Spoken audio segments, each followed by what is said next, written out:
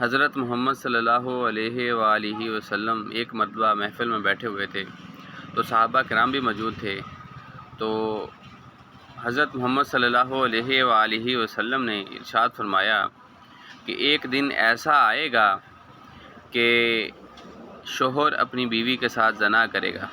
تو صحابہ کرام رضی اللہ تعالیٰ عنہم اجمعین نے بڑے تعجب سے سوال کیا کہ حضور یہ کیسے ہو سکتا ہے؟ تو آپ صلی اللہ علیہ وآلہ وسلم نے ارشاد فرمایا کہ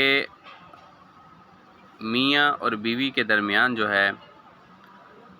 طلاق کا لفظ استعمال ہو چکا ہوگا، لیکن وہ خود کہیں گے کہ ہمارے درمیان میں تیسرا گواہ نہیں ہے، تو لہٰذا اس وجہ سے پھر شوہر جب اپنی بیوی کے ساتھ ہم بستری کرے گا تو وہ زنا کے زمرے میں آئے گی۔